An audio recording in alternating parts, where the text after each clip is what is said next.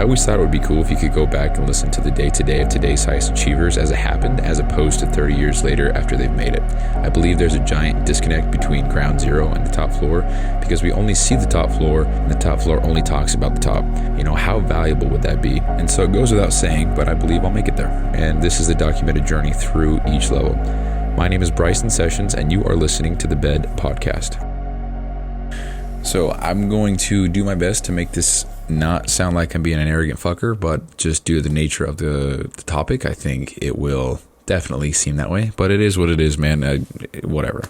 So I've been seeing a lot of people on social media just post about how things are expensive and how jobs don't pay that much and whatever. And I get it because there's a lot of truth to it. Homes are ridiculously expensive. A lot of jobs haven't adjusted their wages to match the inflation pretty much of the whole world, right? So prices and costs and everything are skewed relative to the income in the house. And I get that. And a lot of it is bullshit, but that's not what this is about. What this is about is the fact that rather than being able to relate or identify with this problem and join the pity party and say, oh, this sucks, what are we supposed to do? This is so unfair. Rather than doing that, because of the choices that I've made, I'm able to sit back and be like, I don't have these stressors in my life currently. I don't have these problems with finances currently. Even if I had to spend $4,000 a month in rent, I don't have the same worries because I'm making choices that get rid of those worries for me by choosing to work more and longer and more often and to pursue something greater than myself. As a result, I'm making more money. Not because I need the money, but because I need, well, not because I need the money for X, Y, or Z, but because I'm trying to fund a business. I'm trying to bootstrap the thing. And so that's how I'm going to get the money. And so because I'm willing to work harder than everybody else, I'm given that, I guess, option or whatever I'm just given the opportunity to, nope, that's not what I meant to say. Because I'm willing to work harder and more than everybody else, I don't have the same worries as other people. And that's a good feeling because it's like, okay, my decisions are paying off already. Because if I didn't have the 2 extra jobs, I would be making this much money, and making only this much money might yield a lot of stress because I can't afford X, Y, or Z. And not having that stress, how much, just put a dollar amount on that. How much would you pay per month to not be stressed out? It's an interesting way to look at it, right? How much would you pay to just not be stressed ever? How much would you pay for that? Think about that, and then think about, it's interesting, man. It's an interesting thought to pick up another job, to work weekends. So it's an extra 8 shifts per month. If let's just say you make $200 a day, it's extra $1,600 a month. Would you pay $1,600 a month to not be stressed? Also, you mean like you're not even paying anything, you're just getting it. So like, you say you would pay it, but you're actually getting it. I don't know if this makes any sense, and I really don't care. I'm just kind of thinking out loud. Like the intro and the outro says, this is not supposed to be professional, organized, or be the almighty. It's just me thinking out loud and documenting everything. So it's also March 28th, 2024. I'm sitting at my desk recording, so I always got the timestamps in there. But just an interesting perspective. If you are willing to do what others won't, then later you can do what others can't. And that's a really cheesy quote. It's a motivational quote. I see it all the time, but there's a lot of truth to it. And like all things, there's a lot of truth to them, but just due to the nature of the repetitiveness and whatever else, they lose their meaning because they become a cliche and they become overused. So much so that they lose their meaning. So I think there's another word for that. I can't remember what it is, but I just take a lot of pride in that, dude. And I say that a lot, but it's cool to see what the world deems a problem. And I'm not saying it's not, but it's cool to see what the world deems a problem and then to just not be able to identify with that, not because of this, that, or the other, but because of it. It's a direct reflection of your work ethic. That's cool. And a lot of people can take what I just said and run with it and make it into a big something that it's not. And I'm sure somebody will at some point, but it is what it is, man. I'm working hard as shit, and as a result, I have extra money and I don't have financial stressors. Even if I had to spend $4,000 a month in rent. Now, would that suck? Yes, it would. But I don't have to spend that. So just use that as an example. Just to say that if anybody's listening to this one before it's been 20 years, just work a little bit harder, a little bit longer, and you might get a little bit more money, and you might have a little less stress.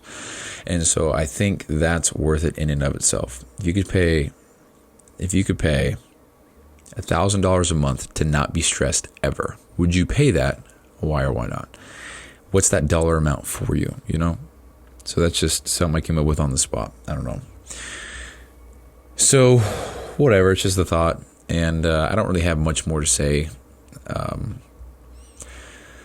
I guess some quick updates since I'm documenting the shit here. So yesterday I talked about how the supplement company is moving along. I'm just in the sampling process. And then I had all the self-doubts about, is it going to work? I don't know if it's, you know. And then I was just thinking of all the positives, you know.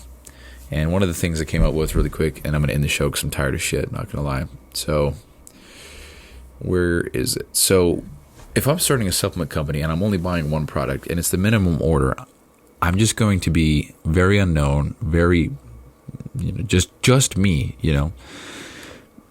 And nobody's going to know, and people are going to find out about the company, but they're going to click on the website or something, and it's only going to be one product because that's all I'm going to be able to afford for probably the first year, right?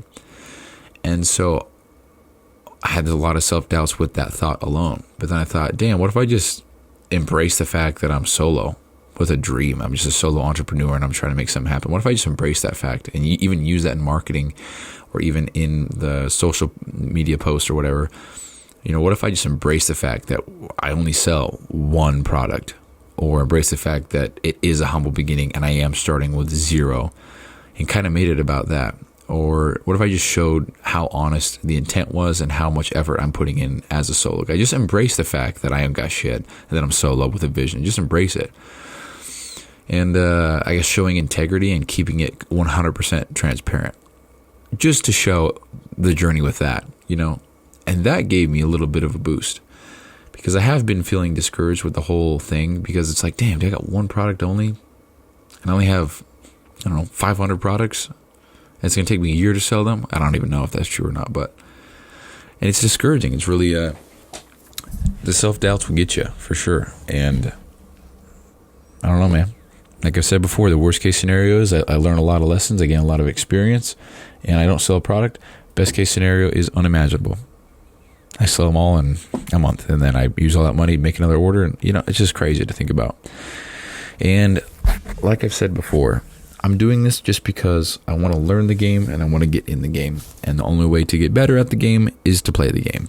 And so if that costs money to play, that's a game that I think I want to play. Because if the cost of entry is so high, the people that are playing the only people that are playing are people who take it serious, who have aspirations to make it big, in my opinion. I mean, if you save up 5 months to drop 10 grand, you probably have some sort of strong interest to play the game. So so as far as that goes, I haven't messaged the company yet. I'm still on the sample, and the more I taste it, the more I drink it and switch between others to come back and forth, the more I actually do not like it. It's good and I would drink it, but it's not something that when I come back to, I'm excited. It's more like, oh yeah, it's this one. No, we'll down it. And I don't want that. I want it to taste insane. And it's also an interesting or a challenging dynamic there, because I'm not a taste guy. I don't give a fuck how it tastes, as long as it gives me the benefits and the extra reps and the endurance and the strength, whatever, I'm all for it.